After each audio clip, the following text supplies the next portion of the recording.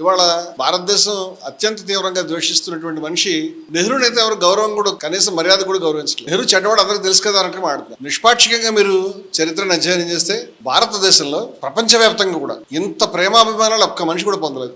ఇప్పుడు ఈ జనరేషన్ వాళ్ళు నెహ్రూ అనేటువంటి వాడు ఒక పనికిరాని మనిషి, ఒక దుర్బలుడు, బహుశా డబ్బున్న వాళ్ళ అబ్బాయి, ఆ డబ్బులు చూసుకుని గాంధీ గారి సపోర్ట్ వల్ల అన్యాయంగా ప్రైమ్ మినిస్టర్ పదవి చేజిక్కించుకున్నాడు అనే అభిప్రాయం కూడా వచ్చారు. ఇంకా చాలా చాలా అభిప్రాయం వచ్చారు. నేను చాలా కాలం నుంచి లాస్ట్ 5 years నుంచి నేను లోపల రగులుతా ఉన్నా అసలు నెహ్రూ గురించి పుస్తకం రాయాలి. నేను చెప్తాను, మీరు అర్థం చేసుకోండి. చాలా యంగ్ స్టేజ్ లో ఆయన ఇండిపెండెన్స్ మూవ్మెంట్ లోకి వచ్చాడు. భారతదేశానికి కంప్లీట్ ఇండిపెండెన్స్ కావాలనే తీర్మానం మొట్టమొదటి నుంచి క్యాంపెయిన్ చేసింది ఆయన. Darling of the billions. ఈ దేశంలో జరిగినటువంటి అత్యంత ముఖ్యమైన పరిణామాల్లో జవహర్లాల్ నెహ్రూ చాలా ముఖ్యమైన కీలకమైన పాత్ర పోషించిన విషయం మీరు గమనించాలి, తెలుసుకోవాలి. ఇక్కడ వాళ్ళందరూ కూడా సంపూర్ణ స్వతంత్ర తీర్మానాన్ని ఆయన డ్రాఫ్ట్ చేశాడు. కరాచీ కాంగ్రెస్ లో హక్కుల తీర్మానాన్ని ఆయన డ్రాఫ్ట్ చేశాడు. ఎకనామిక్ పాలసీ రిజల్యూషన్ ఆయన డ్రాఫ్ట్ చేశాడు. ఈ కరాచీ కాంగ్రెస్ తీర్మానమే తర్వాత రాజ్యాంగంలో రాయడం ఈ బరికి వచ్చింది.